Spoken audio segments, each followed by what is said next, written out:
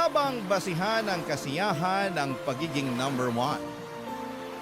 Kapag ikaw ang nanalo, ikaw ang napili, ikaw ang numero uno. Masasabi bang masaya ka na talaga?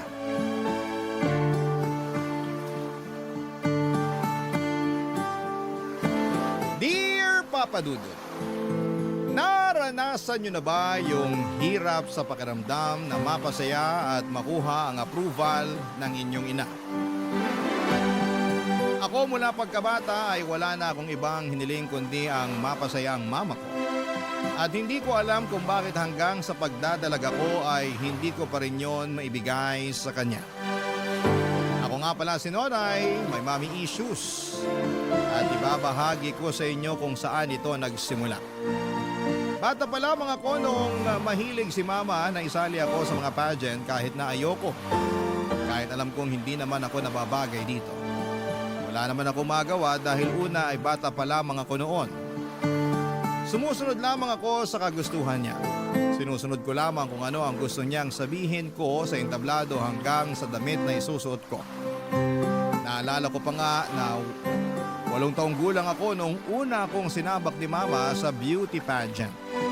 Talagang nagrenta pa ito ng dilaw na ball gown at nagtawag pa ng baklang magtuturo sa akin kung paano sumayaw sa kantang Sex Bomb. Napagastos pa nga ng todo si mama sa nagturo ng sayaw sa akin dahil natagalan bago ko ma-pick up ang sayaw Papa Dudut. Pareho kasing kaliwa ang pa ako pero pinilit pa rin ni mama na sumayaw ako.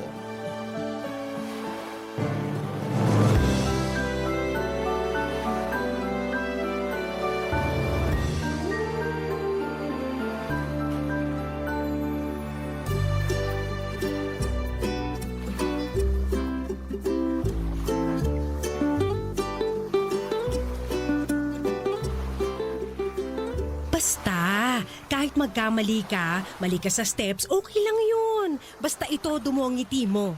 Kinakabahan ako, Mama. Baka kasi puro mali ako eh. Okay lang yan.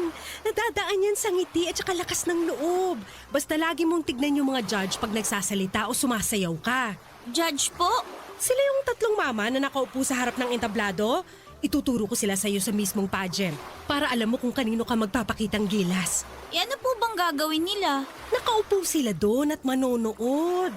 Sila ang magdedesisyon kung sino ang panalo. Kaya anak, parang awa mo na. Gumastos na ako sa'yo ng todo, kaya galingan mo ha. Paano po kung meron mas magaling sa akin? Di higitan mo. Mama, kasali si Kimberly sa pageant eh. Ang ganda-ganda kaya nun. Tsaka mayaman sila eh. Matatalo ako nun. Sus, makeup lang naman ang magpapaganda doon. Maputi lang yun. Huwag ka magpakabog sa Kimberly na yon. Mas maganda ba ako sa kanya, Mama? Mas may potensyal ka, Nonay. Natatakot ako, Mama. Baka hindi ako magustuhan ng mga judge. Magugustuhan ka. Basta sundin mo lang lahat ng gusto ko at saka andun lang ako sa likuran ng mga judge para turuan ka pag may nakalimutan kang step sa sayaw mo at para mapaalala ko sa'yo nang ngumiti ka. Parang nakakapagod naman po yung ngumiti, Mama. Sa pageant, hindi ka dapat mapagod ngumiti dahil yan ang unang mapapansin sa'yo. Mama, Ano yun? okay lang ba kung hindi ako manalo? Hindi. Hindi okay. Kailangan manalo ka. Kailangan ikaw ang number 1. Kung sakaling hindi number 1, Ma, okay lang ba? Hindi! Basta ang gusto ko number 1 ka. Yun lang. Hindi pwedeng number 2 o number 3 o Miss Congeniality o Best in Costume. Dapat number 1 ka, okay? Noong sumapit ang araw ng pageant ay ramdam ko ang kaba sa mukha ni mama. Masyado itong naging hands-on sa akin, yung tipong pati yung pag-makeup sa akin ay nakikialam siya. Muntik na nga silang mag-away noon kung hindi lang sila inawat noong kumare ni mama. Tinignan ko ang mga kasamahan ko, preparado sila mula sa makeup at costume. May nagpa-practice pa nga na para sa talent portion nila. Ang gaganda nila at wala akong laban. Mas lalo tuloy akong kinabahan noon at nadoble yon nang sumampa na ako sa stage at dahil nga sa kaba ko ay nagkamali-mali pa ako. Hindi nga rin ako nakatingin sa judges tulad ng sinabi ni Mama dahil sa sobrang nerbiyos. Naging palpak yun at narinig kong pinagtawanan ako ng ibang tao. Nung i-announce nila ang top 10 ay hindi man lang ako nakaabot. Sayang naman yung pinaghandaan kong confidence para sa Q&A, hindi naman pala ako makakasali doon. Galit na galit si Mama na hinila ako palabas ng tent kung saan nandoon ang mga kasamahan ko sa pageant. Akala ko noon ay uuwi na kami pero nagulat na lamang ako nang lapitan nito ang isang judges habang naka-break sila ng 10 minuto.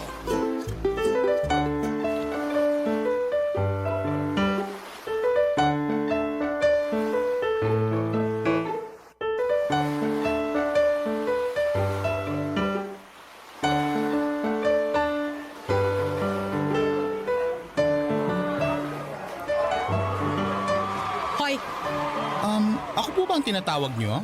meron pa bang pwedeng tawaging hoy dito na iba? Medyo bastos po ang dila natin, Mother. Okay ka lang? Hindi. Paano ako magiging okay? Pinatalo mong anak ko. Ano po? Maang-maangan ka pa. Nasilip ko dyan sa score sheet mo na yung anak ko ang pinakamababa sa lahat. Sino po bang anak nyo? Kasi marami akong binigyan ng mababang scores. At teka, hindi ko naman kailangan mag-explain sa puntos ko na binigay ko sa mga candidates. Yung naka-blue na hanging blouse at naka-boots ng black? Yun yung anak ko. Yung sobrang glitter sa pisngi. Nung natama ng spotlight, pati kami nasilaw. Medyo bastos ka rin, no? Sino po bang nauna? Sino ka para husgahan ng anak ko? Mother, judge po ako sa pageant na to. Malamang kailangan ko siyang husgahan. Kaloka. Iba yung panghuhusga mo eh. May halong panlalait. Kung ayaw niyong malait ang anak niyo, di huwag niyong pudburan ng glitter sa pes. At ibagay niyo sa balat niya ipapasuot niyo. Saka ano ba, Mother? Puro peklat ang legs ng anak mo. Kahit dito sa malayo, nabilang ko eh. Aba talaga? Natalo ang anak niyo hindi dahil masyado ako mapanghusga. Kung hindi nagsasabi lang ako ng totoo. Hindi maganda ang anak niyo. Sobra ka na talaga ha? Halika nga rito, bakla ka! Aray! Ang pangit-pangit mo! Nag-iskandalo noon si Mama at halos hindi sila maawat dahil talagang lumaban ng sabunutan si Mama doon sa baklang judge. Nahinto tuloy pansamantala ang pageant para ayusin ang gulo. Napunta silang pareho sa barangay hall at doon ay pilit na pinag-ayos. Mabuti na lamang at hindi nagdemanda ang baklang judge kay Mama dahil kung nagkataon ay dihado kami. Pagka-uwi namin ay hindi ako kinikibo ni Mama. Alam kong masama ang loob niya sa pagkakatalo ko. Pumasok na siya sa kwarto na hindi man lamang ako inasikaso para bihisan at ayusin ang mga ginamit ko sa pageant, Papa Dudut. Mag-isa ko na lamang na naghilamos at nagtanggal ng mga anek-anek sa ulo ko. Bago ako pumunta ng kwarto ay humarap muna ako sa salamin. Pinagmasdan ko ang sarili kong mabuti at tumango ako. Tama naman yung baklang judge.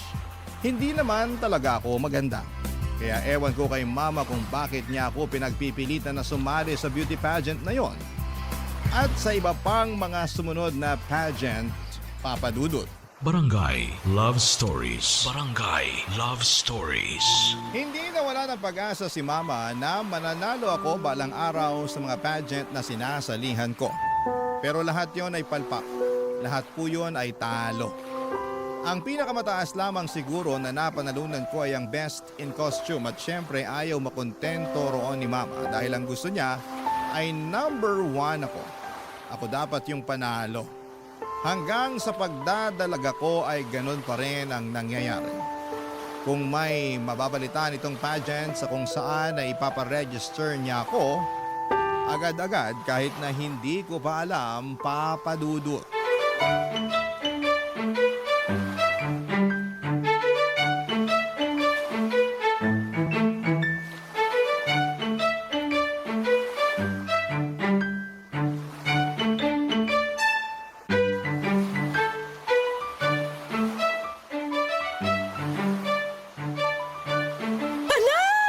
Anak! Oma, ang saya mo dyan ah. Masaya talaga. Hulaan mo kung bakit. Bumaba na ba ang bill natin sa kuryente? Hindi ka clown. Huwag ka magpatawa ng ganyan. Ano nga po? Naibok ko na yung kakilala ni Tina na choreographer. Bali-balita kasi na sobrang galing nun. At saka nakakita ko ng magandang gown Para po saan, ma? sa pageant na sasalihan mo next month. Unang Sabado sa kabilang barangay. 3 months ago pa pala nung mai-register kita, nakalimutan ko lang sabihin. Kaibigan ko nung high school yung organizer, kaya naisingit ka kahit wala ng screening. Po? Bakit kayo lang po niyo sinabi sa akin yan? Ano ba diferensya kung kahapon o ngayon ko sinabi? Sa dulo sasali ka pa rin naman. Ma, may NSTP ako tuwing Sabado eh. Sana in-inform niyo muna ako sa date ng pageant bago niyo ako sinali. Wala akong pakialam. Gabi naman ang pageant kaya hindi masasagasaan yung NSTP mo. 5 to 6 p.m. ang klase ko sa NSTP, ma. Alas 8 naman ang pageant. Anong problema doon? Ma, ayoko naman yung gipit masyado sa oras. Kaya yan! Magaling ang makeup artist na nakuha ko. Alam na niya ang gagawin sa mukha mo kaya hindi na mangangapayan sa ipapahid sa iyong kolorete. Pero ma kasi... Walang pero-pero, Nonay, ha? Nakapag-advance na ako ng bayad sa magtuturo sa inong sayaw eh. Umayos ka dyan! Hindi ko pinupulot ang pera. Di sana hindi niyo po muna ako sinali sa pageant na yan para hindi kayo gumastos. Sabi mo? Wala po, ma. Sabi ko sana makahabol ako sa pageant. Kailangan humabol ka talaga. Hindi pwedeng hindi. At siguruhin mong mananalo ka na this time. Paano kung bokeh pa rin? Hindi. Malakas ang pakiramdam ko na ito na yung unang panalo mo at magtutuloy-tuloy na to. Yan din naman yung sinabi niyo sa nakaraang sinalihan ko eh. Iba ngayon. Matindi ang vibrations ko. Iba eh. Teka, saan ka pupunta? Sa kwarto po. Anong gagawin mo? Magpa-practice na pong ngumiti. Baka palpak na naman eh. Kung ngingiti ka kasi, huwag kita gilagid. Hindi pink ang gums mo, anak. Saktuhang ngiti lang, okay? At tulad nga po ng inaasahan ay natalo pa rin po ako sa pageant na yon. Mali na naman ang vibrations ni Mama na paulit-ulit niyang sinasabi. Hindi na naman ako number 1. Kahit bongga na ang naging pagsayaw ko with matching backup dancers pa, ay wala pa rin akong binatbat sa ibang mga kandidata na tanging ganda lamang ang nilatag. Doon po ako nagkulang. Aminado naman ako na hindi ako maganda lalo na noong nagdalaga ko. Kaya nga nagtataka rin ang lahat kung bakit ako sumasali pa rin gayong alam ko naman sa sarili kong hindi pang beauty pageant ang mukha ko. Well, alam ko naman ang sagot doon. Maraming kakilala si Mama sa mga nag-o-organize na mga pageant na ito. Kaya ako napapasali kahit na wala ngang screening. Pasok agad. Brasuhan, ika nga. Kumbagay parang nagiging panggulo lamang ako o dagdag option sa mga papatalunin sa mga pageant na yon. Tuwing natatalo ako ay laging galit si Mama. Tuwing natatalo ito, ako ang pinag-iinitan niya at tuwing natatalo ako ay hindi niya ito tatanggapin. At laging sasabihin na luto daw ang laban.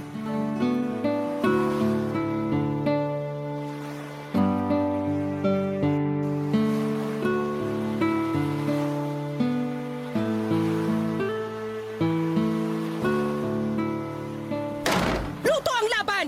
Ma, tanggapin na lang po natin, okay? Hindi! Ano tatanggapin? Kung nakita mo lang yung galing mo sa pagsasayaw kanina, iisipin mo mananalo ka talaga eh!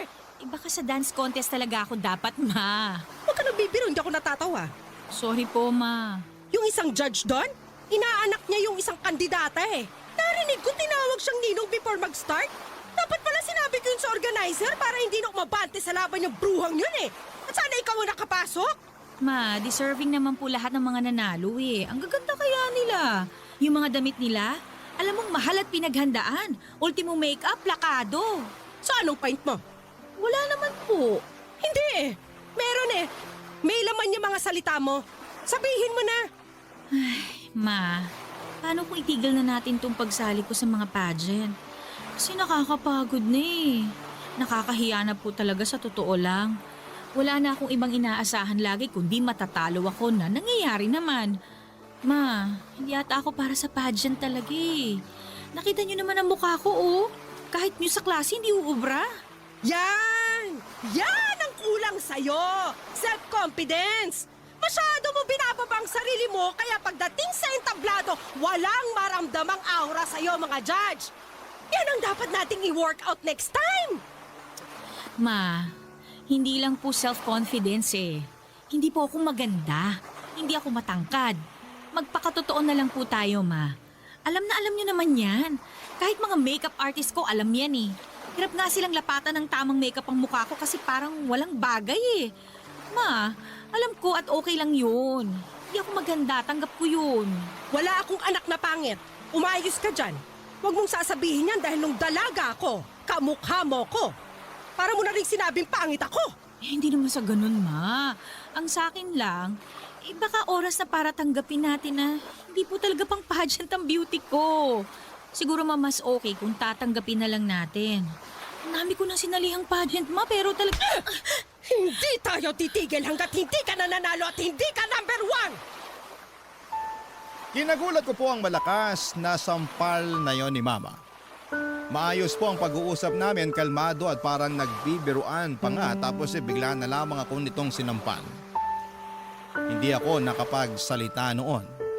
Alam kong masama lang ang loob nito sa naging resulta ng pageant.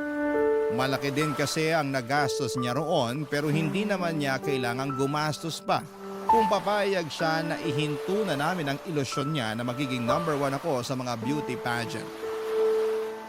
Malabo yun. Mapabilang nga lang sa top 10 sobrang labo na.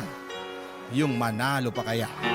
Hindi pa rin nawala ng pag-asa si Mama na balang araw ay makakamit ko ang pagiging number 1. Hanggang sa isang araw, nakaisip ito ng plano kung paano ako mananalo. At totoo lang, Papa Dudut, natakot po ako para sa planong ito. Barangay Love Stories. Barangay Love Stories. Naisip ni Mama na iparetoke ako. Mula nang sinabi ko kasi sa kanya na hindi naman ako maganda ay tumatak na yon sa utak niya at ang nakita niyang paraan para manalo ako ay maging maaliwalas ang mukha ko ay ang magparitoke. Paano ba namin magagawa yon bukod sa makeup, di dapat talagang magparitoke, hindi ba? Hindi naman buong mukha, ilong lang ang pinapagawa ni Mama sa akin. Malaki na raw kasi ang epekto kapag ilong ang nabago. Kaya naman nangutang pa ito sa 2 Bombay para makakuha ng ipang paparitoke sa ilong ko. At syempre sa kanya lang ito sinabi sa akin nang makuha na niya ang pera na gagamitin.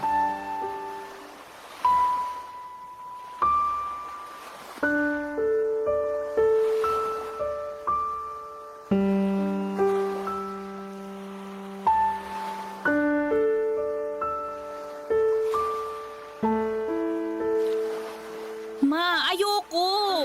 Hindi pwedeng hindi. Takot ako magparitoke, Ma. May anesthesia naman. Pero, Ma... Walang pero, nakautang na ako. Eh anong gagawin ko sa pera na to kung hindi ka naman pala magpaparetoke? Gamitin natin dito sa bahay. Hindi! Huwag mo kong turuan. Anak lang kita at susunod ka sa gusto ko. Magpaparetoke ka. Nakahanap na ako ng doktor na gagawa at balita ko, pulido yon. Ma naman. Di ba sabi mo, kaya hindi ka nananalo sa pageant dahil pangit ka? O ngayong may solusyon na, atras ka pa? Hindi lang naman po yung itsura ko, Ma eh. Ayoko na rin sumali sa mga pageant. Pagod na ako, Ma. Pagod? Sino ba sa tingin mo sa ating dalawang mas pagod? Ako na naglalakad lahat ng kailangan mo para sa bawat pageant na sasalihan mo at halos putulin ko na ang gitid ko sa kakasigaw para makapuntos ka lang na malaki sa audience impact o ikaw na magpapakyut lang sa stage. Eh kasi naman, Ma, kayo lang naman kasi gusto mag-pageant ako eh. Sali nyo na lang ako sa ibang contest. Makakatipid pa kayo ng sobra. Sa beauty pageant lang kita gustong makita at wala nang iba. Hihinto ka muna next sem para makapag-focus ka sa pagpapageant. Ano po? Nabingi ka na sa kaartehan mo? Ang sabi ko, hindi ka muna mag-e-enroll next sem. Magpo-focus ka sa pagpe-prepare sa pageant. Naataayusin natin. Kailangan mong aralin lahat tungkol sa mundo ng pageantry after nang mapaayos ang ilong mo. Hindi ka rin lalabas ng bahay, ha? Para hindi na lalong masunog ang balat mo. Ma naman. Last sem ko na sa susunod eh. Baka naman pwedeng tapusin ko na muna yung para makagraduate na ako. Ayoko mahuli. Gusto ko na magmarcha. Isang sem na lang naman eh. Yun na nga po, May. Huling sem na. Bakit hindi niyo na lang po ko hayaang tapusin yun? Dahil hindi ka na bumabata. At alam mong may age limit ang pagpapageant. Ang pag-aaral, mababalikan mo pa yan. Pero yung pagpapageant, may limitasyon yan. Isang sem na lang naman yan. Madali na lang yan balikan. Ang importante ngayon ay maging handa ka sa pageant at sisiguraduhin kung number 1 ka na after nito. Naintindihan mo? Pero Ma... Naiintindihan mo. Yes, Ma. Very good! Para na lamang akong robot na sumunod sa gusto ni Mama. Sa unang pagkakataon ay naramdaman kong bumigay ang lahat sa sarili ko at hinayaan na lamang si Mama na patakbuhin ako. Yes, Mama. Oo, Ma. Sige, Ma. Yan na lamang ang mga paulit-ulit kong sinasabi sa kanya kapag may nais siyang ipagawa sa akin. After niyang maparitoke ang aking ilong ay namahinga ako ng almost a month ay na rin sa sinabi ng doktor. At habang nagpapahinga ako ay si Mama naman ang nag-aayos ng lahat ng kakailanganin ko para sa pag-iensayo ko. Nag-research ito ng mga videos ng mga beauty pageant na dapat ko raw gayahin. Pati mga damit ng mga kandidata ay nagprint din ito para mapatahin na lang daw sa kanyang kakilala para sa pagsabak ko. Hinanap nito ang mga tamang kulay para sa akin dahil noong mga nakaraan ay aminado naman siya na hindi bagay lahat ng kulay na pinili niyang ipasuot sa akin. Naghanap na rin siya ng mga makeup artist na alam niyang mamamagic ang mukha ko.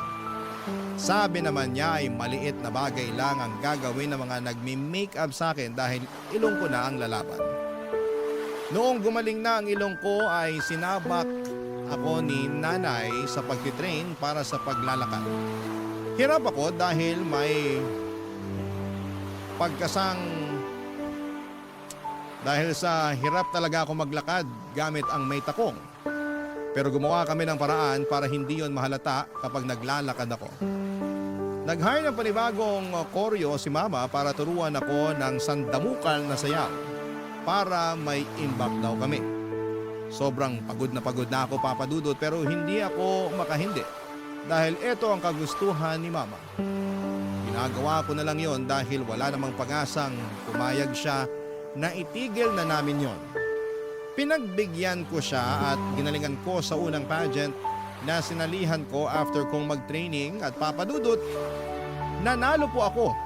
Sa unang pagkakataon ay number 1 ako.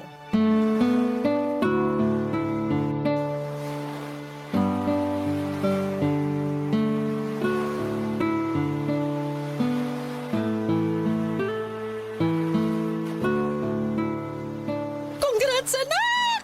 Nilampasan mo lahat ng kalaban! Nakita mo yung first runner-up? Halos pag wala nung in-announce na ikaw ang panalo? Bruha! In-expect pa talaga niya na siyang mananalo base dun sa suot niyang gown na pinagbuka siya naglalakad na pinya. Mauna na po ako sa kwarto. Maaga pa. Dito ka muna. Pag-usapan pa natin yung susunod mong gagawin sa next pageant mo. Naku anak, ito na yon. Tuloy-tuloy na ang pagiging number 1 mo. Number 1 ko o number 1 nyo? Anong sinasabi mo dyan? Hindi naman talaga para sa akin yung number 1 na yan, di ba? Para sa inyo yan eh. Mula pa lang sa simula, para sa inyo na talaga yan. Alam mo anak, pagod ka lang kaya... Yes, Ma. Pagod na ako. Matagal na. Dati pa. Ano bang pinagpuputok ng butsi mo dyan? Nanalo ka na, di ba? Number 1 ka na, di ba? Bakit parang ang sama-sama pa ng loob mo? Masama ang loob ko kasi wala kang pakialam sa nararamdaman ko. Laging kayo. Kayo na lang yung nasusunod. Wala na akong boses para sabihin sa inyo na ayoko kasi pinipigilan niyo ako. Puro na lang kayo ang nasusunod. Paano naman ako, Ma? Paano naman yung gusto ko? Di ba sabi mo gusto mo rin to? Gusto mong maging number 1? Kasi yun yung gusto nyo eh. Yun yung magpapasaya sa inyo. At gusto nyo maging masaya kayo kasi kapag masaya kayo, doon ko lang nararamdaman na mahalin nyo ako. Na anak mo ako. Pwede ba? Bukas na lang natin to pag-usapan. Masyado ka lang emosyonal dahil first time mong manalo. Pumunta ka na sa... Hindi, Ma.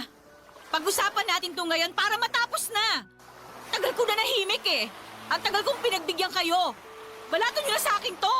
Ano ba talagang gusto mo mangyari, ha? Maging masaya kayo para sa akin kahit hindi ako yung number 1. Mahalin niyo ako kahit hindi ako yung number 1. Hindi ka pwede maging masaya kung hindi ka number 1. Bakit hindi? Kasi alam ko ang pakiramdam na hindi number 1. Alam ko yung pakiramdam na pangalawa na lang lagi sa lahat. Nung bata ako, lagi ako naikukumpara sa kakambal ko. Sa tiyahin mo. Lagi akong pangalawa sa kanya mula sa talino hanggang sa ganda. Pareho kaming sinasali sa mga pageant ng lola mo.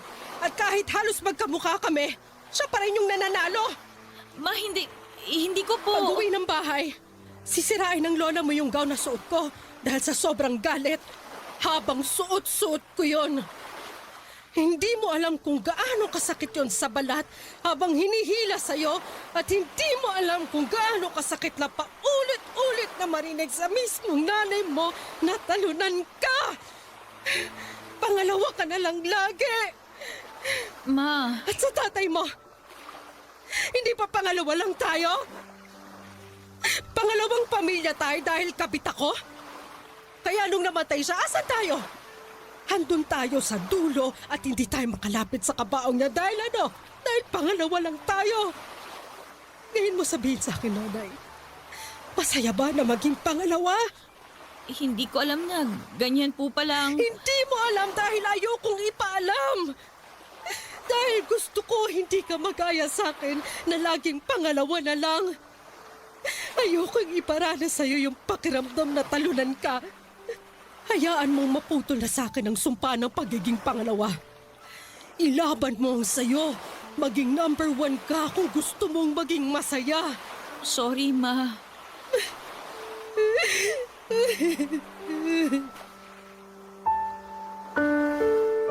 Papa Dudut, hindi ko po alam kung paano lalapitan noon si Mama matapos itong umiyak sa unang pagkakataon.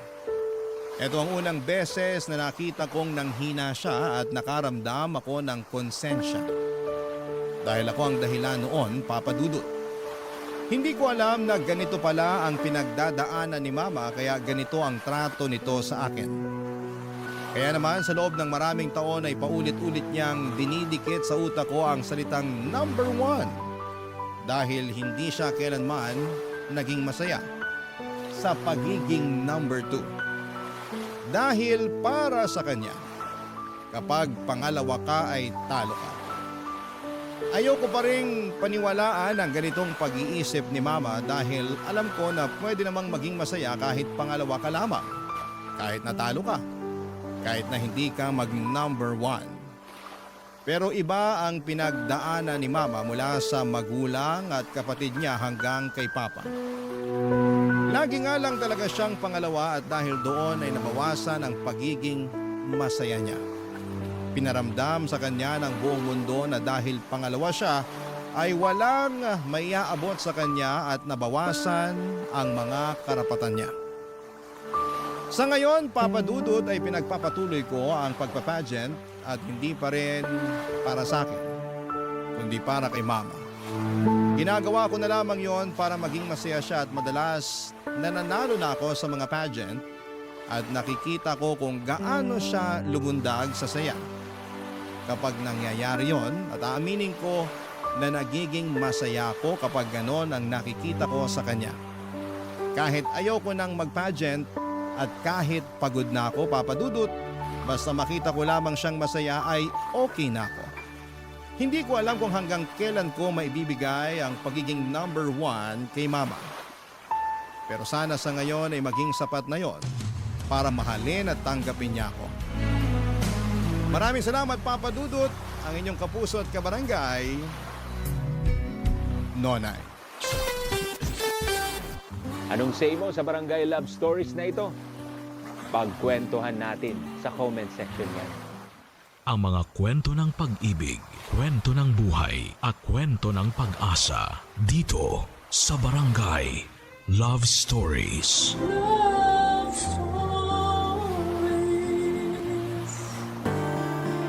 Mahirap pumili kung saan ka liligaya, lalo na kung may isang masasaktan. Pero sa bawat desisyon ay may kapalit na aral na magtuturo sa atin kung paano maging totoo sa sarili. Ikaw, kabarangay, pipiliin mo ba ang taong mahal ka o ang taong mas nakakaunawa sa'yo?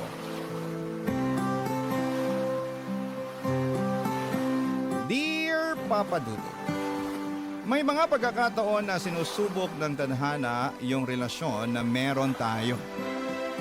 May biglang darating sa buhay natin na magpapagulo ng isipan at nararamdaman natin. At magpaparealize kung totoo bang masaya pa tayo sa buhay na meron tayo. Magandang tanghali po sa inyo at sa ating mga kabarangay na kagaya ko ay palaging bukas ang radyo sa ganitong oras para makinig sa inyong programa. Tawagin niyo na lamang po ako sa pangalang Mika. 27 years old at nagtatrabaho sa isang lending company. Sumulat ako hindi lamang para magkwento kung hindi ay para humingi na rin po ng payo. At umaasa ako, Papa Dudut, na matutulungan ninyo ako at ng ating mga kabarangay sa kung anuman ang pinagdadaanan ko. Papa Dudut, nagkakilala kami ng boyfriend kong si Aldrin sa dati kong pinagtatrabahuhan. Naging close kami hanggang sa maging kami na nga pong dalawa. Nagpatuloy ang relasyon namin kahit na magkaibang kumpanya na kami nagtatrabaho. Makalipas nga ang 2 taon ay nag-decide na kaming magsama sa iisang bubong.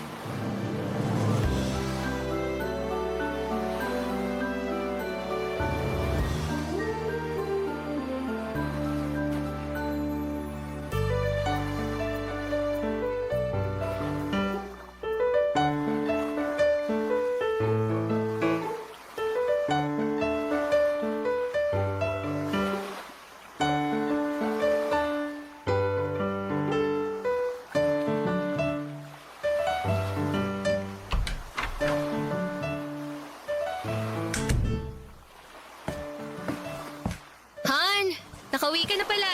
Oh. Ay, sa wakas. Nakauwi na rin dito sa apartment. Teka, bago tong sofa set dito sa sala. Ay, teka lang ha. Maglalabas ako ng juice at empanada. Sige lang, Han. Makaupo na nga muna dito sa sofa. Uy, lambot naman ito. Parang masarap matulog dito. Hindi ko binili yung sofa na yan para iwanan mo akong mag-isang natutulog sa kama natin sa kwarto, no? Joke lang naman yon. Siyempre, mas gusto pa rin kitang katabi sa kwarto, no? Ay, eto na nga pala yung juice at chicken empanada na merienda mo. Uy, thank you, Han. Sakto kasi nagugutom na rin ako, eh. Sarap nitong empanada.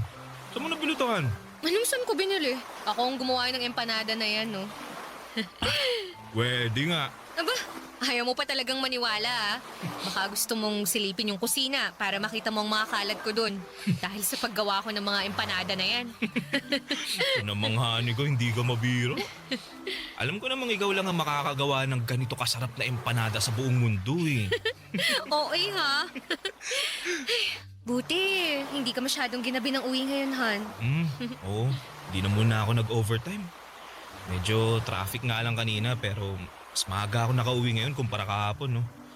Bakit pala bigla mong naisip bumili ng bagong sofa para dito sa sala natin? Nakakuha kasi ako ng malaking incentive sa opisina. Sakto na nakita kong nakasale tong sofa. Tapos mukha pang sobrang komportable na upuan tsaka higaan. Kaya binili ko na. Ano, nagustuhan mo ba? Ba, oo naman.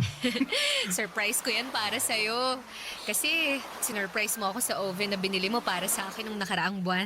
An, di ba naman kailangan na suklian yung mga binibigay ko para sa'yo? Alam ko naman yun. Gusto ko lang din talaga na magkaroon ng bagong sofa dito sa sala natin. Tsaka karamihan kasi sa mga gamit natin dito sa apartment, ikaw ang bumili eh. Oh, ano naman kung ako ang gumastos o bumili sa mga yun? Sinabi ko naman sa'yo dati pa, di ba? Lahat ng bibilin kong gamit, gamit mo na rin. Kasi magkasama na tayo sa iisang bahay. Mag-asawa na nga tayo halos sa mga mata ng ibang tao eh. Kasal na lang talaga ang kulang sa ating dalawa.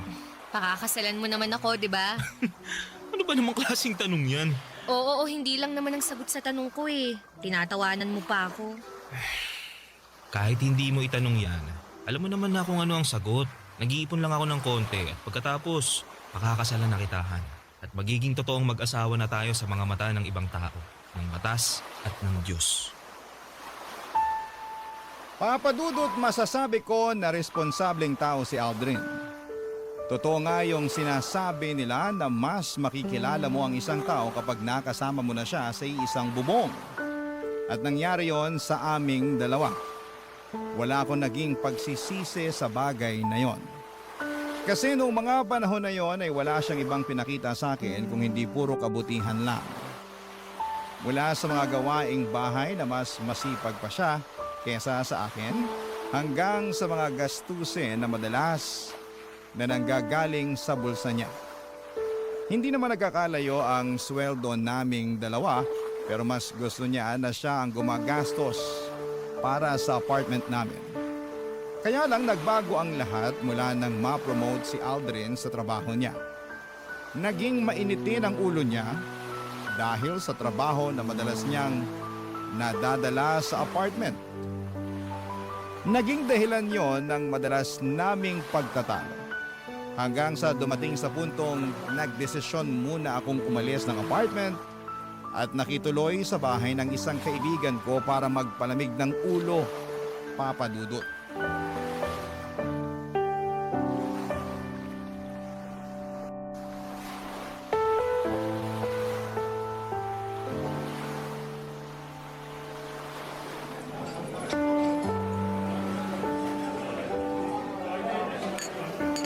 Alak pa, Mika! Ito pa, oh! Teka, Jenny. Awat muna. Ang dami ko na yatang nainom eh. Eh, ano naman kung maparami ka ng inom ngayong gabi? Alam mo namang mabilis akong malasing, di ba? Ayun na nga ang maganda, Mika. Kapag nalasing ka, makakalimutan mo na yung Aldrin na yun. Uy, grabe ka naman. Hindi ko naman siya gustong kalimutan eh. Kung hindi, eh bakit bigla kang nagyaya na gumimik at magpakalunod tayo sa alak ngayong gabi? Eh, gusto ko lang nakalimutan yung stress sa relasyon naming dalawa. Pero, hindi naman ibig sabihin na gusto ko na siyang kalimutan o kung ano pa man. Nagpapalamig lang ako ng ulo para hindi kami parehas sumabog ni Aldrin kapag nagkita at nag-usap ulit kami. Ganun na din yun. Sinasabi ko sa'yo, sa hiwalayan din matutuloy ang relasyon yung dalawa. Bakit parang minamanifest mo na maghihiwalay kami ni Aldrin? Hindi sa ganun, Mika. Nakikita ko lang talaga na hindi na kayo magkakaayos pang dalawa. Bakit mo naman nasabi yan? Naalala ko lang kasi yung madalas mong ikwento noon na medyo nawawalan ka na ng gana sa relasyon niyo. Nabisi kasi siya masyado sa trabaho niya, tsaka nawala na halos ng oras para sa akin. Alam mo naman kung gaano ako kaklingi na tao, di ba? At gusto ko na palaging may oras sa akin yung boyfriend ko. Magkasama nga kami sa bahay pero halos hindi ko na siya nararamdaman. Bakit hindi mo pa siya hiwalayan? Eh, kung may problema ka na pala sa kanya. Hindi naman ganun kadali yun eh. Lalo na at nagsasama na kami sa iisang bahay. Tsaka wala pa naman talaga yan sa isip ko. Sa ngayon, gusto ko lang talagang magpalamig ng ulo. Kaya umalis muna ako sa apartment namin.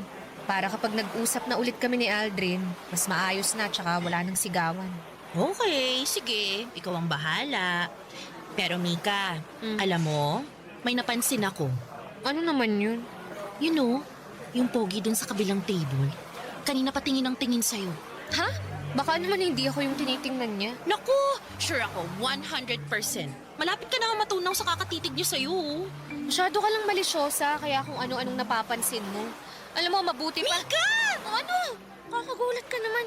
Bigla-bigla ka nalang tumitili halos dyan. Papalapit na si Pogi dito sa table natin! Hi girls. Iniwan na kasi ako ng mga kasama ko eh. Okay lang ba kung makashare muna ako ng table sa inyo? Don't worry, harmless ako. Kahit hindi ka pa harmless, welcome ka dito sa table namin. Jenny! Charot lang! I'm Jenny nga pala. And you are? Justin. Nice meeting you, Justin. Nice meeting you din, Jenny. What about you, miss? Okay lang ba na malaman ko rin ang pangalan mo? Mika. It's Mika. Nice meeting you, Mika. Kuha lang ako ng drinks, ha? Maiwan ko muna kayo. Jenny! Okay lang yan, Mika. Harmless naman daw tong si Justin, kaya siya na munang bahala sa'yo. Diba, Justin? Oo, ako na munang bahala sa kanya.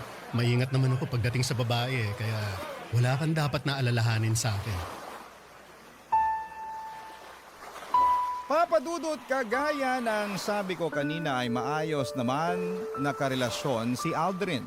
Wala akong marereklamo sa kanya dahil ginagawa niyang lahat para sa akin at sa relasyon namin.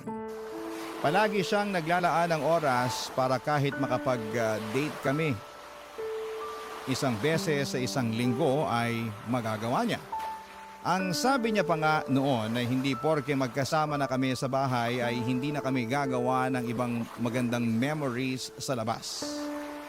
May pagka-outgoing na tao pa naman siya at siya palagi ang nagyayaya na puntahan namin ang mga lugar na hindi pa namin napupuntahang pareho. Nagsimula lang talaga ang pagbabago niya nang ma-promote siya sa trabaho. Hindi na kami masyadong lumalabas para mag-date. Late din siyang umuuwi ng apartment dahil sa mga overtime niya at madalas na mainit ang ulo niya kapag magkasama kaming dalawa. Dinadala niya rin kasi hanggang sa apartment ang mga trabaho niya. Buti sana kung trabaho lang, pero pati yung stress, nadadala niya. Papadudot yon ang naging dahilan para magsimulang tumabang ang relasyon naming dalawa. Bagay na kinakalungkot ko, Papadudot. Barangay Love Stories. Barangay Love Stories. Papadudot, madali talaga akong malasing. Pero hindi ako mabilis maging komportable sa isang tao. Pero nang gabi na nakilala ko si Justin ay parang may kakaiba sa kanya. Na dahilan para maging magaan ang loob ko habang magkausap kaming dalawa. Kaya hindi ko napansin na napaparami na talaga ang inom ko ng alak noon. Siguro kasi ng mga oras na yon ay nagsimula nang lumabas yung stress sa relasyon namin ni Aldrin na naipon noon sa dibdib ko. Hindi ko nga napansin na umiiyak na pala ako habang nagkukwento kay Justin. Basta naramdaman ko na lamang na parang lumulutang ako pero gumagaan naman ang pakiramdam ko. Ganon talaga siguro kapag nailalabas mo na yung nararamdaman mong bigat at sama ng loob. Kahit papaano, Papadudod, ay nakakahinga ka na ng maluwag. Pagkatapos noon, naalala ko na niyaya ko pa siyang sumayaw si Justin. Kasi gusto ko talagang i-enjoy ang mga oras na yon. Yung mga oras na alam kong para sa sarili ko, Papadudot.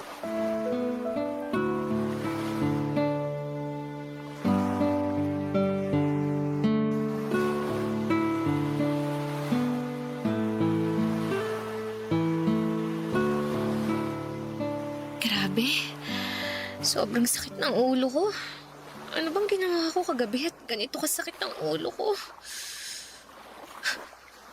Teka, nasan ako? Bakit wala akong damit at kumot lang ang nakabalot sa katawan ko? Nasaan ang bag ko? Nasaan ang cellphone ko? Oh, mabuti naman at gising ka na, Mika. Ikaw? Anong nangyari kagabi? Wala kang naaalala sa nangyari kagabi? Magtatanong ba ako kung may naaalala ko? Nasaan ba ako? Nandito ka sa kondo ko. Kondo mo? Bakit mo ako dinala rito? Mika, relax. Mabuti pa kumain ka muna. Eto, may dala akong tray ng pagkain, kape at gamot para sa'yo. Sigurado kasi ako na masakit ang ulo mo dahil sa hangover. Sabihin mo nga sa akin, bakit mo ako dinala dito at anong ginawa mo sa akin? Ha? Ilalagay ko muna tong tray ng pagkain dito sa lamesa, ha? Okay. Bago mo ako pag-isipan ng masama, gusto ko lang sabihin sa'yo na kusa kang sumama sa akin dito. Ako? Kusang sumama sa'yo dito sa kondo mo? Oo, kahit tawagan mo pa yung kaibigan mong si Jenny. Nagaya na nga siyang umuwi kayo kagabi, kaya lang ang sabi mo, gusto mo pang uminom ng alak kasama ko. Sinabi ko yun. Oo, kaya inihabilin ka na lang niya sa akin. Pagkatapos, nung sobrang lasing ka na talaga at halos hindi ka na makatayo, Hiningi ko na sa'yo ang address mo para maihatid na kita pa uwi sa inyo. Kung totoo yung sinasabi mo, bakit nandito ako ngayon sa kondo mo? Eh kasi ang sabi mo, ayaw mong umuwi sa bahay ng kaibigan mo. At ayaw mo rin naman na ihatid kita sa apartment nyo ng boyfriend mo. Tapos tinanong kita kung saan mo gustong magpahinga. Ang sabi mo, dalhin na lang kita sa place ko. Kaya dinala mo ako dito para masamantala mo ang kalasingan ko, ha? Mika, ikaw ang unang humalik sa akin pagpasok pa lang natin ng kondo ko. Wala akong balak na masama sa'yo. Ang gusto ko lang makapagpahinga ka saglit dito sa place ko hanggang sa maging okay ka na. Kaya lang, naging mapusok ka, Mika. Hinalikan mo ako at pagkatapos, sinimulan mo na. Alam mo, tama na. Ayoko nang marinig yung tungkol sa mga yan. Kailangan ko na rin umalis. Nasaan ba yung mga gamit ko? Nandito sa may upuan. Inayos at tinupi ko na nga kasi kung saan-saan mo na lang hinagis yung mga yan kagabi. Justin, pwede bang lumabas ka muna para makapagbihis na ako? Kung okay lang naman sa'yo. Oo naman, ayos lang. Iwan muna kita dito para makapag-ayos ka na ng sarili mo. Pero inumin mo na rin yung gamot na nandyan sa tray para mawala ka agad yung sakit ng ulo mo, ha? Papa Dudut, hindi ako makapaniwala sa nagawa ko ng gabi na yon. Ang gusto ko lang naman ay magwalwal saglit, magpakalunod sa alak at makalimot sa stress sa relasyon namin ni Aldrin. Pero wala sa plano ko ang makipagkilala at mas lalong makipag one night sa ibang lalaki. Kaya naman sobrang gulong-gulo talaga ng isipan ko na mga oras na yon. Nang makaalis ako ng kondo ni Justin ay tinawagan ko kaagad si Jenny at kinumpirman niya na totoo ang mga sinabi ni Justin. Ilang beses daw akong niyaya ni Jenny na umuwi na kami pero ayaw ko pa daw. Kaya iniwan na niya ako kay Justin. Doon ko rin nagsimulang maalala ang ilan sa mga parte ng kwento ni Justin.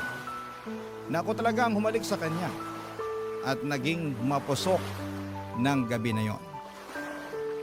Isang linggo pa ang lumipas ay nag-decide na akong umuwi ng apartment namin ni Aldrin. Nag-usap po kami ng masinsinan at ng araw na yon ay nagkaayos din kaming dalawa. Papa Dudut.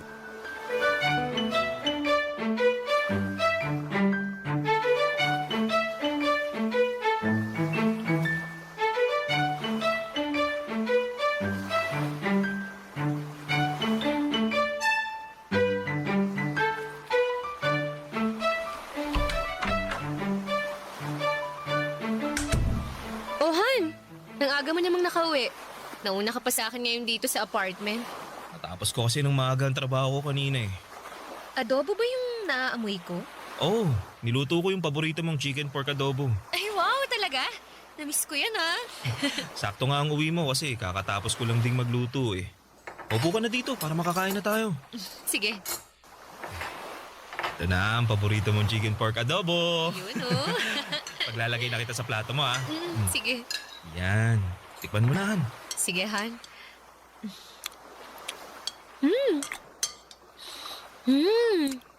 The best pa rin talaga yung luto mo. Sira na naman ang diet ko ngayong gabi. Di ba naman kailangan mag-diet kasi sobrang sexy mo pa rin sa paningin ko. Bolero ka talaga kahit kailan. Kahit kailan hindi kita binola ha. Lahat ng sinasabi ko sa'yo, totoo yun, Han. Oh, ito pang kanin. Thank you, Han, ha? Ay, oo nga pala. Holiday na next week. Saan mo gustong pumunta? Sakto, anniversary natin yun. Sa malapit na lang siguro, Han. Kahit mag 2 days staycation na lang tayo. Bakit 2 days lang? Naka-long weekend tayo pareho, di ba? Eh wala kasi kaming long weekend eh. Cancelled yung dapat na vacation leave namin next week dahil may mga report kami na kailangan tapusin. Pero triple pay naman yun kaya okay na rin. Hindi yun okay. Kasi ngayon lang tayo hindi makakapag-out of town sa anniversary natin. Pasensya na talaga, Han. Pero makakabawi naman ako next month. Pwede na ulit kaming makapag-vacation leave nun. Sana nga. O siya, kain na lang tayo. Baka mawalan pa ng lasa tong niluto mong adobo.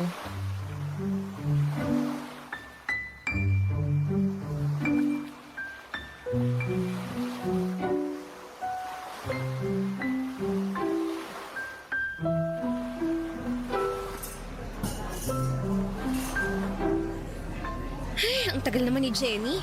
Kanina pa ako naghihintay sa kanya dito sa coffee shop eh. Mika? Justin? Sabi na ikaw yan eh. Sinong hinihintay mo? Boyfriend mo ba? Hindi. Si Jenny. May usapan kasi kaming magkikita kami ngayon dito sa coffee shop. Ang tagal nga niya Okay lang ba kung makishare muna ako ng table habang hinihintay mo siya? Oo naman. Thank you. Oh, kumusta ka naman? Ayos lang. Ikaw, kumusta ka? Ayos lang din. So, nagkaayos na kayo ng boyfriend mo? Oo. Doon na rin ulit ako nag-i-stay sa apartment namin. Mabuti naman kung ganun. Mika, sorry dun sa nangyari sa atin last time ha. Alam mo, na-realize ko na tama ka sa sinabi mo. Parang nasamantala ko nga yung kalasingan mo nun. Dapat hindi ko hinayaan na madala ako sa ginawa mo kasi lasing ka lang naman ng mga oras na yun. Ayos lang yun. May kasalanan din naman ako eh. Dapat hindi ako uminom ng marami at nagpakalasing kasi hindi ko talaga nakokontrol ang sarili ko. Kaya pasensya na rin kung nagkalat pa ako sa kondo mo. Hindi ka naman nagkalat doon. Umalis ka pa nga kaagad pagkatapos mong magbihis eh. Sa totoo lang, Justin, nahihiya ako sa ginawa ko kaya umalis na lang kaagad ako nun. Pero thank you pa rin kasi inasikaso mo ako hanggang sa umagang yun.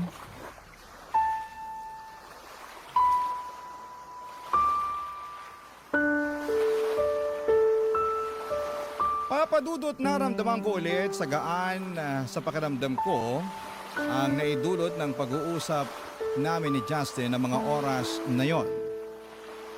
Sa totoo lang, pagkatapos ng huling pagkikita namin ay may mga oras na hinahanap-hanap ko siya. Hindi ko lang ini-entertain yung nararamdaman ko na yon kasi alam ko na mali talaga. Pero sa muling pagkikita naming dalawa ay parang bumalik lahat ng pananabik na nararamdaman ko para sa kanya. Sakto pa na hindi ako sinipot ni Jenny ng araw na yon kaya mas mahaba ang naging oras ng pag-uusap namin ni Justin. Marami kaming napagkwentuhan kasama na ang tungkol sa relasyon namin ni Aldrin. Naalala niya raw kasi yung iyako ng gabi na magkasama kaming dalawa. Nararamdaman niya raw ang pagod at stress ko ng mga oras na yon. Akala nga daw niya ay tuluyan na akong makikipaghiwalay kay Aldrin. Pero sinabi ko na ayoko na ring basta tapusin ang ilang taon na relasyon naming dalawa, Papa Dudut. Barangay Love Stories. Barangay Love Stories. Papa Dudut, naging madalas ang pagkikita at pag-uusap namin ni Justin noon. Hindi na lang tungkol sa relasyon namin ni Aldrin ang mga topic naming dalawa. Mga random topic na minsan nga ay wala ng kwenta pero pinag-uusapan pa rin namin. Nang mga panahon na yon ay naging mas busy naman si Aldrin sa trabaho. Kaya mas madalas ko pang ang kausap si Justin. Mas marami akong oras sa kanya kahit si Aldrin ang kasama ko sa bahay. Minsan nga ay pinupuntahan pa ako ni Justin sa opisina. Niyayaya niya akong magkape bago ako umuwi. Sa kanya ko naman nakukwento ang mga stress ko sa trabaho.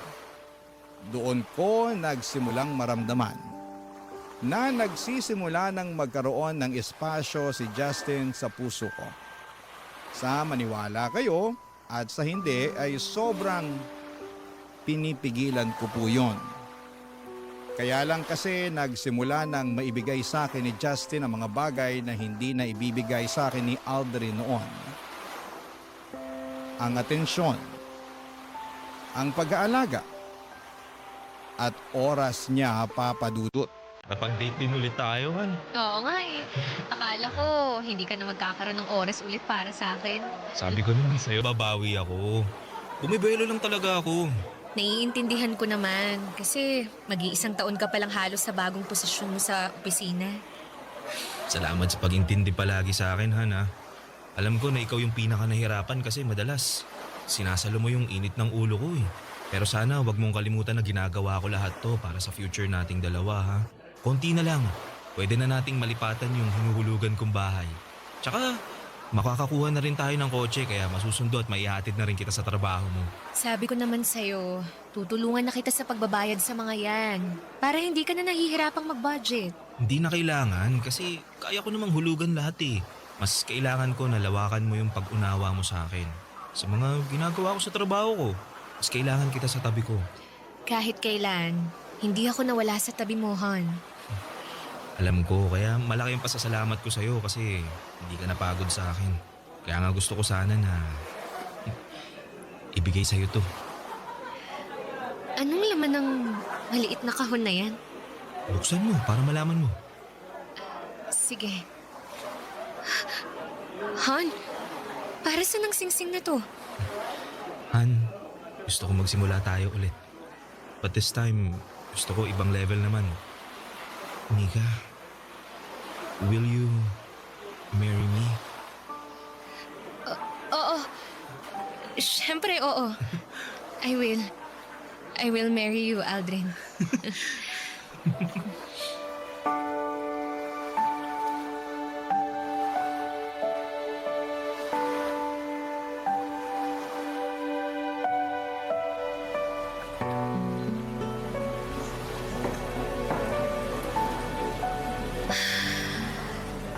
O, bakit ang lalim naman ng buntong hininga mo?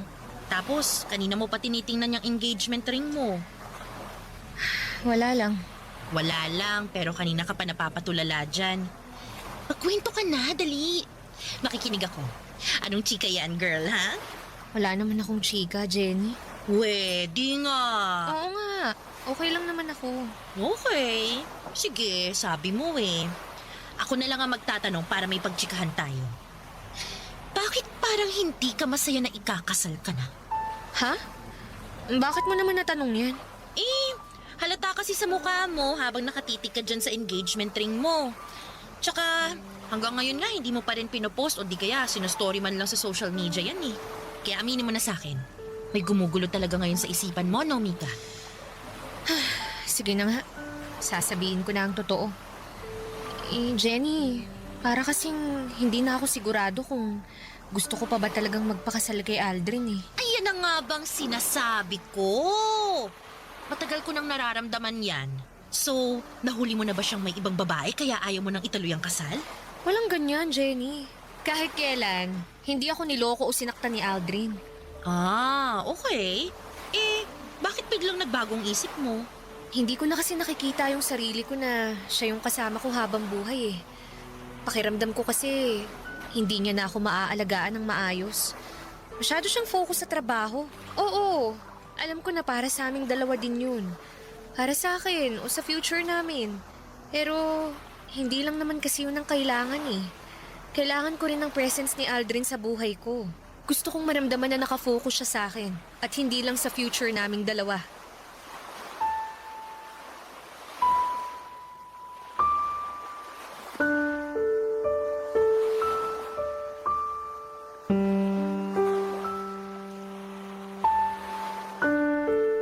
Papadudod sa ilang taon na relasyon namin ni Aldrin ay never siyang gumawa ng kahit na anong bagay para masaktan ako.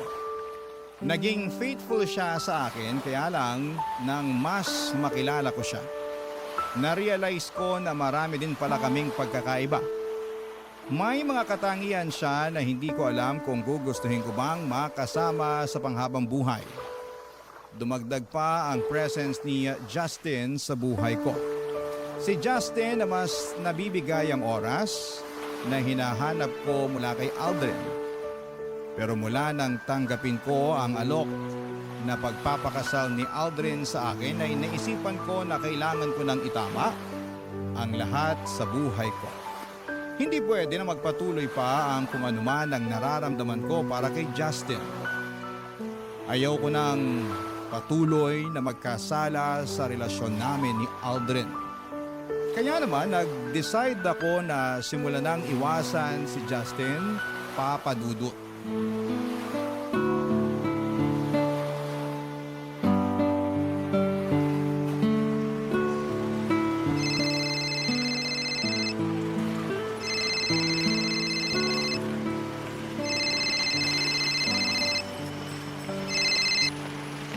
Oh, Han, napatawag ka. Itatanong ko lang kung pauwi ka na. Oo, kakalabas ko lang ng opisina namin. Bakit? Malilate kasi ako nang uwi sa apartment eh. May meeting pa ako ng 7 o'clock mamaya. Ah, ganun ba? Pasensya ka na ha. Hindi kita masasabayan na mag-dinner. Ayos lang yun, Han. Nag-order na nga rin pala ako ng food para sa dinner mo. Pinakiusapan ko na lang yung kapitbahay na i-receive yung order kapag wala ka pa. Thank you, Han. Pero dapat hindi mo na ginawa yun. Pwede naman akong bumili ng pagkain bago ako umuwi eh. Pambawi ko man lang kasi ang sabi ko, sabay tayo magdi-dinner ngayon, di ba? Han, kailangan ko na rin bumalik sa loob ha. Tatawagan na lang ulit kita mamaya. Bye. I love you. Sige, Han. I love... Huh? Pinaba na pala niya. Ay, makapunta na nga sa may waiting shed para makasakay na ako ng taxi. Mika, Justin! Anong ginagawa mo rito? Wala naman tayong usapan na magkikita tayo ngayon eh. wala nga pero gusto kasi kitang makita kaya pinuntahan kita dito. Bakit? May problema ba? Kung meron, tinext mo na lang sana ako kaya tinawagan mo na lang ako. Mika, bakit mo ba ako iniiwasan? Ha?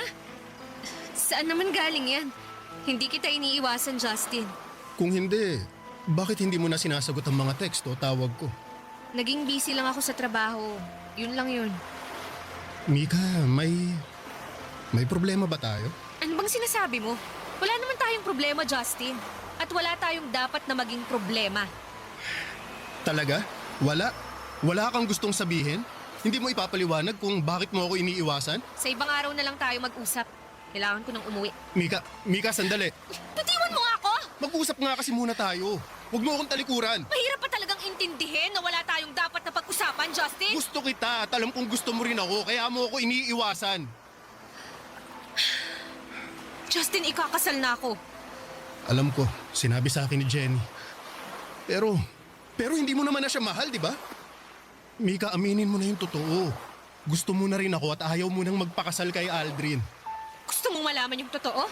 Sige, aaminin ko na. Nalilito na ako sa nararamdaman ko ngayon. Litong-lito na ako kasi pakiramdam ko, may nararamdaman na ako sa iyo, Justin. Ayun naman pala eh. Bakit hindi mo na lang hiwalayan si Aldrin? Hindi ganun kadali yun. Bakit nga? Ako naman na yung gusto mo, di ba? Kaya iwanan mo na yung lalaking yon, Mika. Iwanan mo na siya para sa akin. Gulong-gulo ang isipan ko noon, Papa Dudut. Pero syempre, hindi ko hiniwalayan ang boyfriend ko. Ayokong basta na lamang itapon yung ilang taon ng relasyon naming dalawa. Aldrin is a very responsible partner and a good provider. Sadyang hindi lang siya perpekto at may kaunting pagkukulang. Ang pagkukulang na natagpuan ko kay Justin. Sa totoo lang kasi ay mas napupunan niya ang emotional needs na kailangan ko. Para bang hindi ko na kailangang magkwento sa kanya o sabihin kung ano man ang problema ko. Nababasa na kaagad niya kung ano ang nasa isipan at nararamdaman ko. Kaya nga mabilis na nahulog ang loob ko sa kanya. Kasi nakita ko na mas naiintindihan niya. Papadudod hanggang ngayon ay naguguluhan pa rin po ako. Patuloy si Aldrin sa pagpaplano ng kasal naming dalawa at si Justin naman ay patuloy din na naghihintay at umaasa na hiwalayan ko na si Aldrin para sa kanya.